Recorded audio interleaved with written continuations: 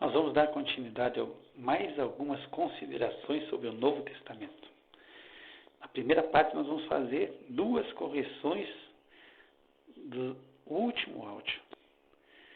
Quando nós falamos dos livros da Bíblia Católica, que são 73, de alguma conta que eu fiz na minha cabeça, eu falei 4 livros e digo, fechou 73. Então faltaram 3 livros, né? Então eu falei Tobias, Judite, 1º e 2º Macabeus, e faltaram Sabedoria de Salomão, Eclesiásticos e Baruque. Então, com esses 7 livros, mais os 66 livros que tem na Bíblia protestante, aí nós fechamos 73 e são os 73 livros da Bíblia católica. A segunda correção diz respeito à saudação da igreja. Nós dissemos que Paulo usava a saudação graça e paz nas suas 13 epístolas, que nós temos a certeza que ele escreveu, ele usou essa saudação. O apóstolo Pedro usou a mesma saudação nas suas 2 epístolas, e eu havia comentado que João não havia feito saudação nenhuma nos seus 5 livros. Então nós vamos corrigir. No Evangelho, João não faz saudação. Na primeira epístola de João, ele não faz saudação. Na terceira epístola, ele não faz saudação. Mas na segunda epístola, ele faz uma saudação. Ele usa graça, misericórdia e paz. Então ele segue, né, a mesma saudação de Paulo e de Pedro, acrescentando misericórdia. E aí tem Apocalipse, que também foi escrito por João, para fechar os 5 livros, e ele começa a contar no livro de Apocalipse, que é a revelação. Mas no versículo 4 do 1º capítulo, ele começa a escrever as 7 igrejas da Ásia. E as cartas se encontram escritas no capítulo 2 e 3. E quando ele escreve as igrejas, ele faz a saudação, sim. Para as igrejas, ele faz a saudação, graça e paz seja convosco, da parte daquele que era, que é e que há de vir. Então nós vemos assim, embora que no livro de Apocalipse não tenha saudação, quando no livro ele relata e ele escreve as igrejas da Ásia, ele faz a saudação de graça e paz. Então ele segue, né, a mesma saudação do apóstolo Paulo e do apóstolo Pedro. E aqui tem uma particularidade. E é a primeira vez que a gente vai ver se usar, na época da igreja, a saudação paz seja convosco. Então é interessante, porque geralmente se usava graça e paz da parte de Deus Pai e do Senhor Jesus Cristo. Agora João ele muda e ele diz paz seja convosco. Então ele diz graça e paz seja convosco da parte daquele que é, que era e que há de vir. Então ele usa esse paz seja convosco, que nós falamos que também é uma saudação feita na igreja. Então, terminamos as correções e vamos, né, agora para algumas considerações pertinentes. Uma coisa que é importante nós sabermos também é que essa divisão de capítulos e versículos, ela não é bíblica, né? Não consta nos originais.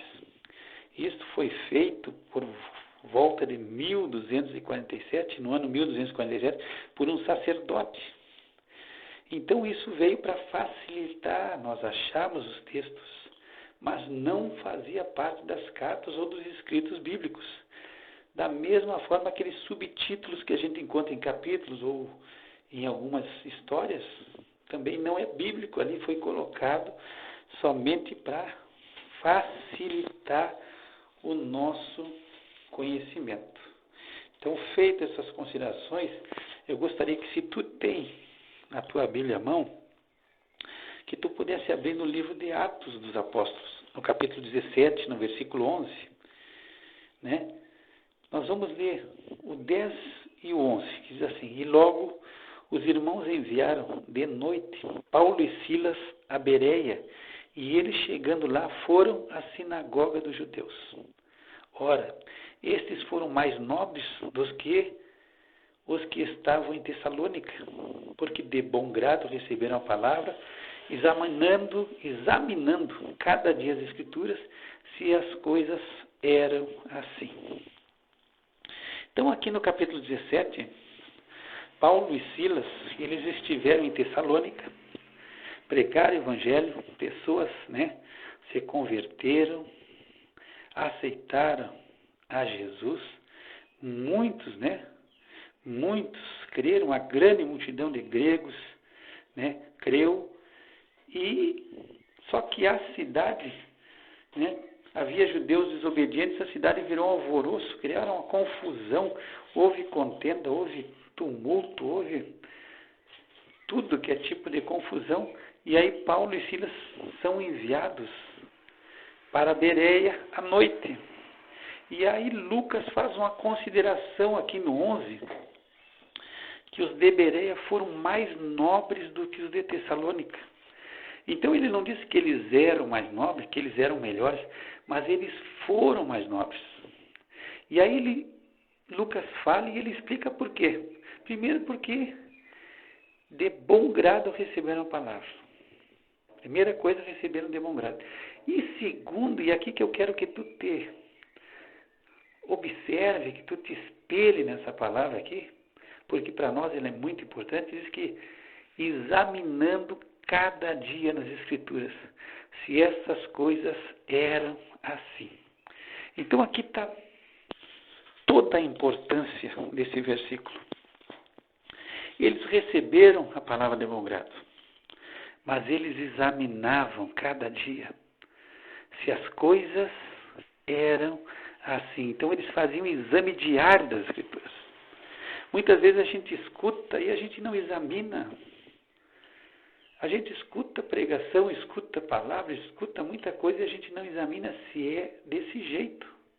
Agora mesmo fiz um áudio, nós tínhamos já 2 falhas. E eu como escuto muitos áudios depois, aí eu me apercebi e corrigi. Então a gente tem que fazer esse exame, e não é um exame semanal, não é um exame mensal, não é um exame anual. A gente tem que fazer um exame diário nas Escrituras. Jesus, ele fala no Evangelho que nós devemos examinar as Escrituras. Nós temos que examinar, nós temos que sempre procurar conhecer o que está sendo dito, para que nós não venhamos a nos enganar ou sermos até mesmo enganados. Muitas vezes as pessoas, sem maldade, não é por intenção, mas as pessoas falam coisas que não são corretas. Muitas vezes a gente escuta muita coisa sobre a Bíblia e a gente não confere se aquelas coisas são verdadeiras ou são falsas. E a gente não está falando de examinar para ficar contendendo, para criar confusão, para sempre ter discórdia, não. Nós temos só falando que tem que se examinar para que nós possamos estar firme, para que a gente saiba que o que a gente está recebendo é a verdade. Então temos que examinar, a gente tem que ter o costume de estar com a Bíblia na mão, abrir, ler e reler. Então eu sempre, quando eu trabalhava, eu tinha o costume de quando nós havíamos alguma disputa, alguma situação de discórdia sobre algum assunto, nós abríamos, aí como eu trabalhava com pessoas de muitas religiões, abria e dizia, lê o versículo. Aí lia, bom, agora tu tem que tirar a tua conclusão.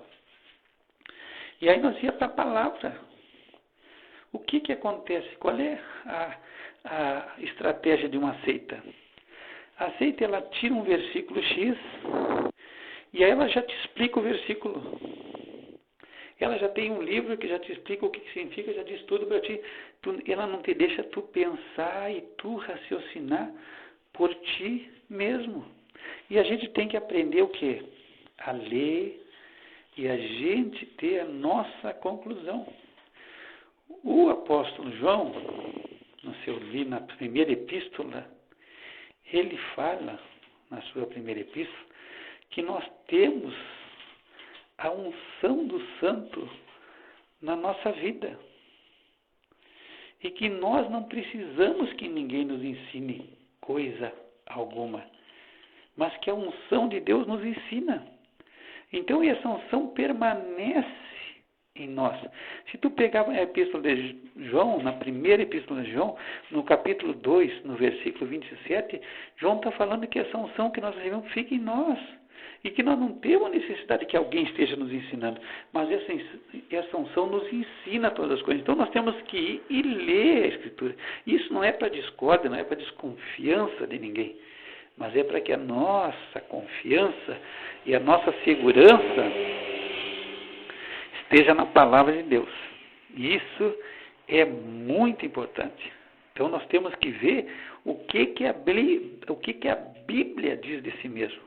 Não é o que os outros dizem da Bíblia. Não é o que eu digo da Bíblia. Mas o que a Bíblia diz de si mesmo. E aí sim que a minha fé vai estar firmada na verdade. Eu vou estar contando e colocando a minha confiança naquilo que é firme, naquilo que não muda. O que o homem fala hoje, amanhã o homem já fala, desfala. O que o homem falou hoje, amanhã já não tem valor nenhum. Mas a palavra de Deus, ela permanece para sempre. Então essa palavra, ela vai permanecer e nós temos que colocar nossa confiança na palavra. E eu te estimulo sempre que tu esteja a tua Bíblia na mão, abra a citação, leia, releia e tire as tuas conclusões. Eu tive uma experiência certa vez de um amigo que ele era de uma igreja evangélica que tinha alguns ensinamentos estranhos da palavra. E eu peguei vários versículos da Bíblia uma vez e passei para ele. Versículo, copiei literalmente, não coloquei o que eu pensava. E ele, passado alguns dias, veio bravo comigo e me disse assim: por que tu atacou a minha fé? Aí eu disse: amigo, eu não ataquei a tua fé. Quem atacou a tua fé foi a palavra de Deus. Eu simplesmente coloquei o que a palavra de Deus diz. Eu não coloquei o que eu penso da palavra. Eu coloquei o que a palavra diz, e quem atacou a tua fé foi a própria palavra de Deus. Então não é o que eu penso da palavra, é o que a palavra diz por si só. Isso que é importante. Nós vamos para Mateus agora, e aqui nós vamos pegar algumas coisas importantes, sobre Mateus. Mateus apresenta Jesus como rei, como nós já falamos, herdeiro do trono, herdeiro direto ao trono de rei de Israel. E a representação de Mateus de Jesus é o leão, O animal é o leão é o rei dos animais. Então ele apresenta Jesus como rei. E nós temos uma particularidade no capítulo 2, quando fala que uns magos vieram ver a Jesus, e adorá-lo. Então aqui nós temos várias coisas importantes. Primeiro, a tradição diz que 3 reis magos vieram, ver a Jesus, e um era Gaspar, o Baltazar e o Melquior.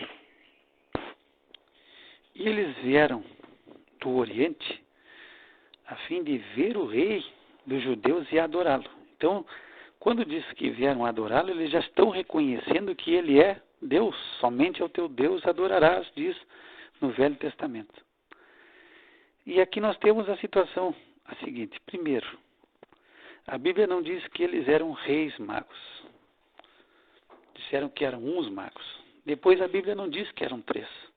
A Bíblia diz que eram uns magos, pode ser 2, 3. Um não era, eram uns. Pode ser 2, 3, 4, 5, pode até ser 100. Mas a Bíblia não diz que eram 3. Poderiam ser 3? Poderiam. Poderiam ser esses nomes? Poderiam. Mas a Bíblia não diz, isso faz parte da tradição.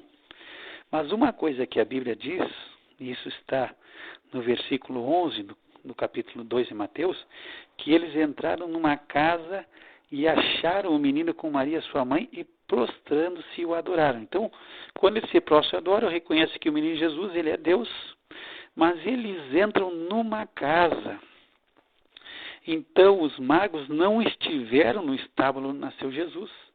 Eles já viram Jesus numa casa.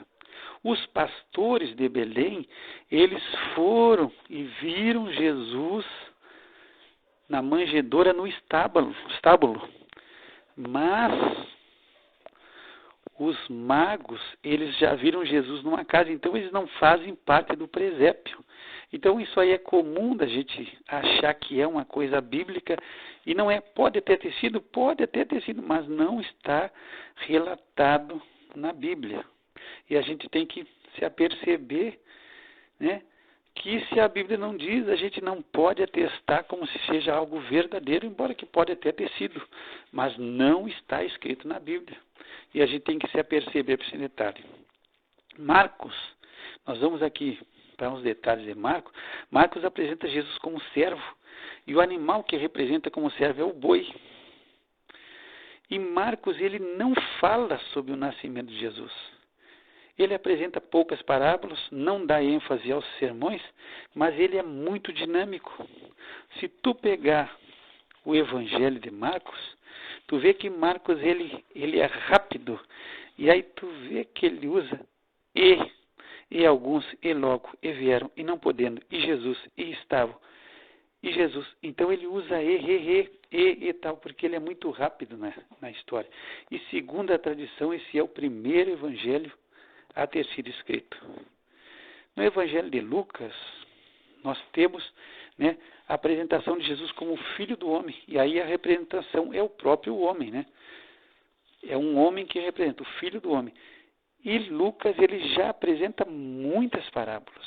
Ele traz muitas parábolas, e nós temos uma particularidade aqui de Lucas, que se encontra no capítulo 11, no versículo 15, que é um pouquinho interessante aqui quando falam, mas alguns deles diziam, ele expulsa os demônios por Beelzebu, príncipe dos demônios.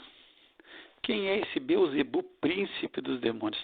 Beelzebu era um deus cananeu, que era o deus das moscas. Do grego, ele era deus do esterco, né? Para ser politicamente correto, ele era deus do esterco. Esse era o Beelzebu, o príncipe do demônio.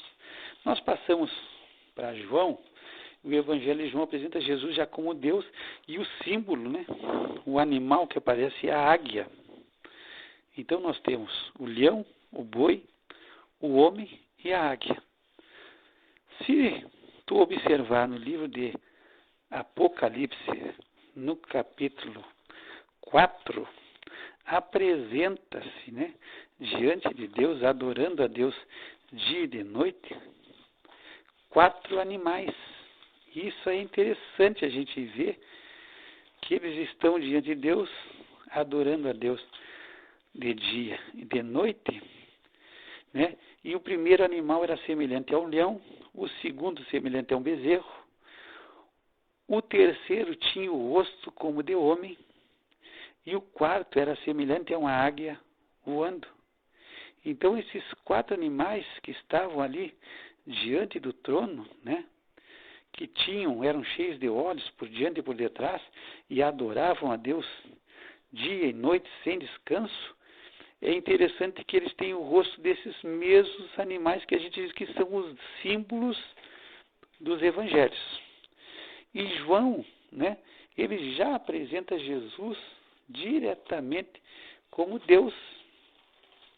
Interessante aqui nós notarmos que João começa, né, no primeiro versículo do capítulo 1, ele diz, no princípio era o verbo. E o verbo estava com Deus, e o verbo era Deus. Então ele começa com as palavras no princípio. Se tu for lá para o início da Bíblia, para o livro de Gênesis, tu vai ver que o primeiro capítulo, o primeiro versículo já diz no princípio. E aí diz, no princípio criou Deus os céus e a terra. Então ele começa como João escreveu, no princípio. E João também começa no princípio. E aí, em Gênesis diz, Deus criou os céus e a terra. Quem criou os céus e a terra? Deus. Mas aí, quando nós vemos para João, João está falando sobre Jesus, que Jesus era o verbo e estava com Deus e era Deus.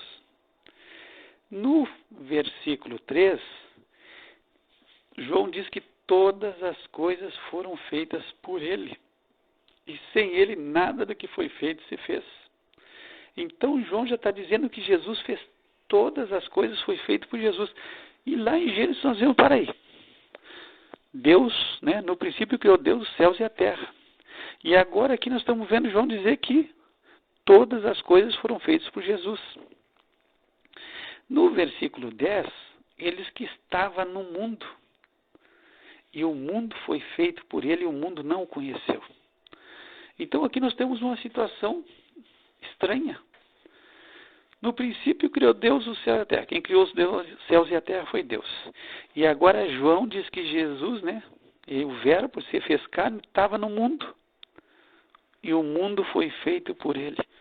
Então o que João está querendo dizer com isso? Ele está querendo dizer que Jesus é o Deus Criador. Que Jesus é Deus e é o Deus que criou os céus e a terra. Nós vamos ainda estudar muito e nós vamos ver muitos versículos que mostram que Jesus foi quem criou todas as coisas, que ele é o Deus, né? Que ele é o Jeová do Velho Testamento, que ele é o Deus Todo-Poderoso e que ele é o Criador de todas as coisas. Nós temos outra particularidade também no livro de João, que essa se encontra no capítulo 14, no versículo 8, quando Filipe, que era um dos discípulos, ele fala para Jesus assim: Senhor, mostra-nos o Pai, o que nos basta. Então ele diz assim: só nos mostra o Pai, isso já para nós é o que nós queremos, nos basta só que a gente possa ver o Pai. E aí no 9, tu pega a tua Bíblia, abre capítulo 14 de João, no 9, lê 10, 20, 30 vezes o que Jesus respondeu. Disse Jesus: estou há tanto tempo convosco, e não me tendes conhecido, Felipe. Quem me vê a mim, vê o Pai. Como dizes tu, mostra-nos o Pai. Então aqui nós temos uma citação de Jesus que ele dá uma resposta inesperada. Felipe diz: mostra-nos o Pai. E aí Jesus: eu estou tanto tempo convosco e tu ainda não me conhece? Então tu tem que refletir, para que Jesus está querendo dizer aqui? Eu estou aqui tanto tempo, tu não me conheceu ainda? Aí nós vamos lá para o final, para João 21, 28, e aí nós temos Tomé. Tomé é aquele que é conhecido como um incrédulo, né? Jesus ressuscitou, Tomé não viu e Tomé: não, se eu não ver, se eu não colocar minha mão na carne ali onde furou, se eu não ver as marcas na mão, eu não vou acreditar. E aí em João 20, 27, Jesus, né, lança a incredulidade no rosto de Tomé e diz assim, no finalzinho do versículo 27, ele diz para Tomé: não sejas incrédulo, mas crente. E no 28 a gente tem a resposta de Tomé. Tomé respondeu e disse: Senhor meu e Deus meu. Então a gente analisando a resposta de Tomé, Tomé diz a Jesus: Senhor meu e Deus meu. Se Jesus não fosse Deus, ele teria que repreender o que Tomé falou: para aí, tu está me chamando de eu não sou Deus, eu sou Jesus, Deus é o Pai. Mas Jesus não repreende, Jesus aceita. Então, baseado em toda a Bíblia, porque toda a Bíblia do Velho Testamento, desde os profetas, os apóstolos, o Novo Testamento, todos apontam para Cristo. A Bíblia, ela está centrada em Jesus Cristo, o Filho de Deus, porque Ele é Deus. Então, de Gênesis a Apocalipse, todos os livros testificam de Jesus. Todos os livros fecham em Jesus. Se Jesus não fosse Deus, Ele seria o maior impostor que já nasceu na face da terra. Ele seria o maior charlatão que já existiu. Ele aceita adoração, ele aceita ser chamado de Deus, ele diz que ele é Deus. Quem viu ele está vendo Deus. Então, se ele não fosse Deus, não podia nem se aceitar como um grande profeta, como um apóstolo de amor. Não, é um mentiroso. Ele é uma farsa. Se ele não é Deus, ele é uma farsa, se ele não fosse Deus. Então, Jesus Cristo, as Escrituras são enfáticas. Ele é Deus. E agora nós vamos fazer aqui, já que nós falamos de Tomé, no capítulo 21, também de João, no versículo 2, diz que estavam juntos Simão Pedro e Tomé, chamado Dídimo. Então, esse Tomé é o Dídimo, era chamado Dídimo. A gente lê e diz, o Dídimo. Tomé é chamado Dídimo. Era Dídimo, mas o que é Dídimo? Então, Dídimo é gêmeo. Então, ele possivelmente tivesse um irmão gêmeo e ele era chamado de gêmeo. Isso é o significado de Dídimo. Então, nós estamos aqui fazendo algumas pequenas considerações, só para nós ampliar o nosso conhecimento, né? Para que a gente possa ter mais noção e mais entendimento e mais clareza na nossa leitura bíblica.